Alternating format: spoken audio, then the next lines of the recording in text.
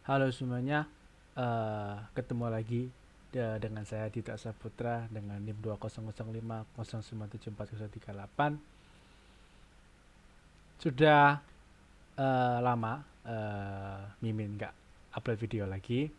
Di jadi di video kali ini Mimin akan membuat video tentang pelajaran eh, dengan mata kuliah yang berbeda, karena kemarin itu mata kuliah adalah jaringan komputer, sekarang kita mengkuliah mengenai jaringan kabel.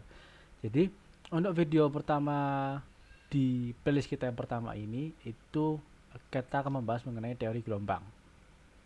Pertama-tama, apa itu getaran dan gelombang? Jadi kita akan mengenal dulu apa sih dasarannya itu. Ini pertama, getaran. Getaran merupakan suatu peristiwa gerak bolak-balik secara teratur suatu benda melalui satu titik seimbang, atau secara umum disebut sebagai gerak bolak-balik yang terdapat di sekitar kesetimbangan.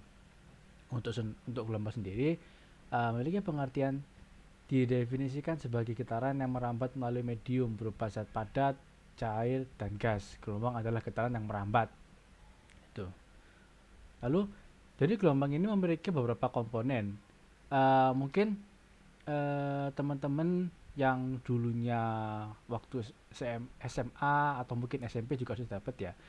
SMA mungkin di IPA mungkin sudah pernah menemui materi mengenai gelombang ini di pelajaran fisika. Jadi komponen gelombang itu ada tiga, yaitu amplitude, panjang gelombang, dan juga frekuensi gelombang. Amplitude adalah simpangan maksimum gelombang dari titik seimbang. Lalu panjang gelombang adalah satu siklus gelombang. Lalu frekuensi gelombang adalah banyaknya getaran gelombang dalam satu detik. Jadi eh, gelombang itu baru bisa kita hitung sebagai gelombang itu ketika gelombang itu memiliki satu bukit dan satu lembah. Itu baru bisa kita panggil mengenai panjang gelombang. Gitu. Lalu simpangan gelombang atau amplitude adalah eh, tengah-tengah dari bukit atau lembah. Seperti itu. Nah, jadi di gelombang itu cambung apa ya, berhubungan mengenai frekuensi ya, juga kan gelombang kan ada gelombang bunyi gitu kan ya. Jadi kalau audio frekuensi itu umumnya manusia itu bisa mendengar audio frekuensi mulai dari 20 Hz sampai 20.000 Hz atau 20 kHz. Jadi di bawah 20 Hz itu disebut infrasonik. Untuk yang bisa didengar manusia adalah akustik, dan juga yang di atasnya disebut ultrasonik. Lalu di sebelah kanan ini bisa kita lihat frekuensi audio, apa bahasanya, kayak potongan-potongan bagian-bagiannya. Bisa dilihat sekitar 20 Hz hingga 300 Hz merupakan audio frekuensi dari bass. Untuk 300 hingga 5000 adalah mid range, dan untuk 5000 hingga 20000 adalah high end. Jadi mungkin ini untuk teman-teman yang suka dengerin musik, atau mungkin yang suka berkecimpung di dunia musik, atau suka apa ya bahasanya, ya otak-atik dalam dunia permusikan, pasti kenal kan dengan apa itu equalizer ya kan. Biasanya kalau kalian suka dengerin musik, terus misalkan kalian pengen membuat suara dari musiknya itu kalian modifikasi, atau mungkin kalian ingin membuatnya sesuai dengan selera kalian, biasanya kan kalian menggunakan equalizer. Nah, di equalizer itu kan biasanya kan kalau kalian lihat ada tulisan-tulisan 5 Hz atau mungkin 10 Hz. Nah, di situ itu ya itulah maksudnya 5 10 Hz dan lain-lainnya, itu ya untuk menyeting dari ya ini frekuensinya ini, maksudnya gitu. Kalau misalkan kalian tinggikan yang paling kiri, itu bassnya nanti bassnya bisa jadi di bassnya lebih kerasa, seperti itu, menyesuaikan seperti itu. Lalu kita akan membahas mengenai jenis-jenis gelombang. Oke, menurut arah perambatan. Jadi ada dua, itu gelombang longitudinal juga gelombang transversal. Gelombang longitudinal adalah gelombang yang arah merambat dan arah getaran sejajar. Contohnya adalah gelombang pegas dan bunyi.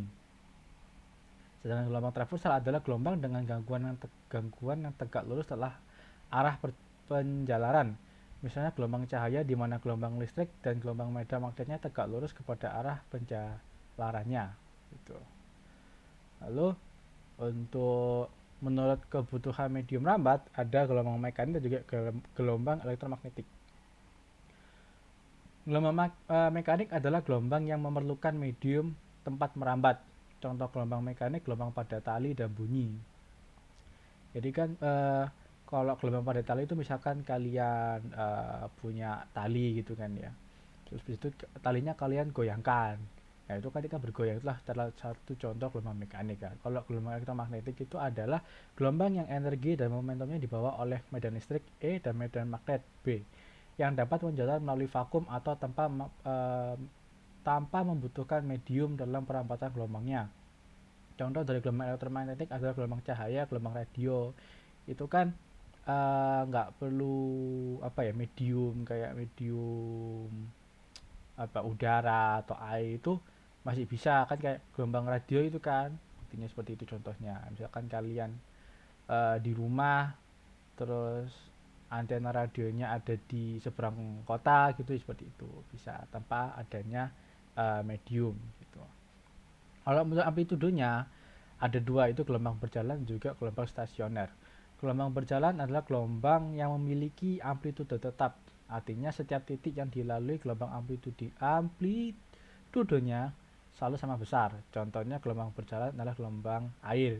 Itu kan misalkan kalau kalian ada genangan air atau mungkin di bak mandi kalian, kalian coba celupkan jari kalian, sekali angkat lagi kan biasanya akan mengeluarkan gelombang. Nah, disitu kan kalau kalian lihat gelombangnya kan apa namanya, ukurannya kan sama besar gitu ya. Jadi kayak nggak ada yang besar, betul, nggak ada yang satu besar satu kecil, nggak, itu kan semuanya kan dari kecil ke besar dengan ukuran yang sama. Lalu ada gelombang stasioner adalah gelombang yang perpaduan antara gelombang datar dan gelombang pantul yang amplitude dan frekuensinya sama tetapi arah rambutannya berlawanan. Titik yang bergetar dengan amplitude maksimum disebut perut, sedangkan titik yang bergetar dengan amplitude minimum disebut simpul. Nah, habis itu sekarang kita membahas mengenai sifat-sifat gelombang. Jadi, secara umum sifat-sifat gelombang adalah seperti berikut. Gelombang mekanik maupun gelombang elektromagnetik sama-sama merambatkan energi. Gelombang mekanik maupun gelombang elektromagnetik dapat dipantulkan. Gelombang mekanik maupun gelombang elektromagnetik dapat bersuperposisi, dan juga gelombang mekanik maupun gelombang elektromagnetik dapat mengalami pembiasan. Nah, lalu juga ada beberapa sifat-sifat gelombang lainnya seperti dispersi gelombang. Dispersi gelombang adalah perubahan bentuk gelombang ketika merambat melalui satu medium. Medium yang dilewati ketika gelombang tidak bergantung pada panjang maupun frekuensi gelombang disebut medium dispersif.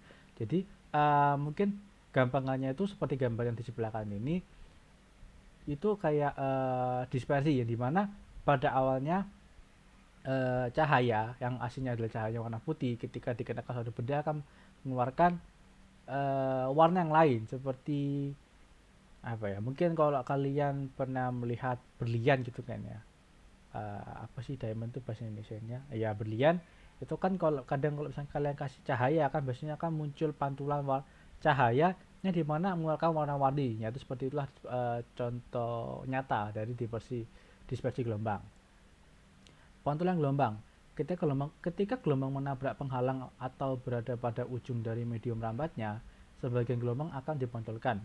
Sudut yang dibentuk gelombang datang terhadap permukaan pantulan sama dengan sudut yang dibuat oleh gelombang pantulnya, sesuai dengan hukum pemantulan. Hukum pemantulan ini berlaku untuk semua jenis gelombang. Jadi misalkan contohnya ini yang paling sering kita temukan adalah gelombang cahaya, yang dimana misalkan kalian punya senter, kalian punya cermin kan, biasanya kalau kalian mengarahkan cahaya senter itu ke cermin kan, nanti kan cahayanya kan dipantulkan seperti itu maksudnya dari pantulan gelombang.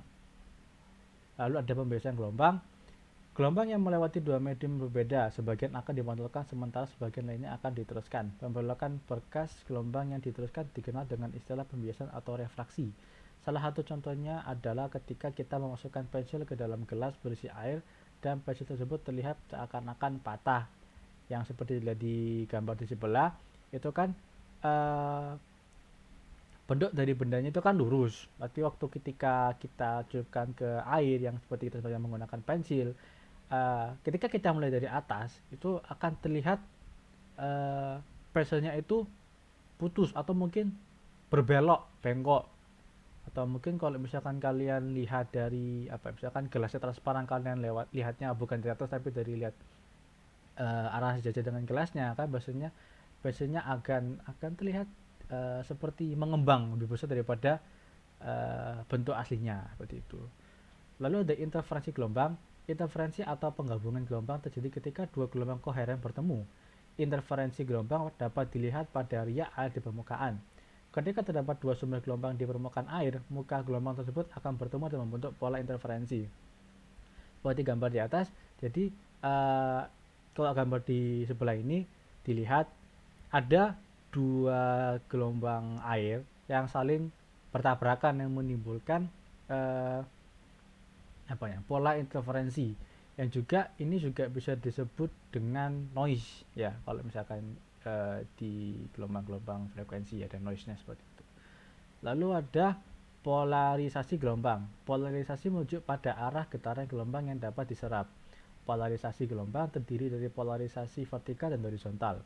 Polarisasi vertikal dapat kita lihat dengan menggerakkan tali dari atas ke bawah, sementara itu polarisasi horizontal bisa kita amati dengan menggerakkan tali ke kanan dan ke kiri. Kalau mungkin bukti nyatanya itu seperti kalau misalkan seperti gambar di kanan ini ya, itu ketika kalian nonton film 3 dimensi menggunakan kacamata 3 dimensi seperti itu guys, yang biasanya warna merah sama biru itu. Lalu untuk sifat khusus gelombang itu untuk gelombang mekanik sendiri, gelombang mekanik memerlukan medium untuk merambat. Gelombang mekanik memiliki frekuensi yang terbatas. Gelombang mekanik dapat didengar atau sensitif terhadap pendengaran pada frekuensi tertentu 20 hingga 20 Hz, yang dimana merupakan frekuensi yang didengar oleh manusia. Lalu sedangkan gelombang elektromagnetik merupakan memiliki sifat-sifat yaitu dapat merambat di ruang hampa maupun dalam medium. Terus frekuensi gelombang elektromagnetik adalah 104 Hz sampai 1020 Hz dan dapat membentuk spektrum gelombang. Lalu gelombang elektromagnetik tidak sensitif terhadap pendengaran, tetapi ada yang sensitif terhadap mata. Contohnya adalah cahaya tampak. Ya, seperti itu. Ya, oke. Jadi itu tadi video membahas sedikit mengenai teori gelombang. Mungkin itu saja dari Mimin. Kalau ada salah kata mohon maaf. Sekian dari saya, terima kasih.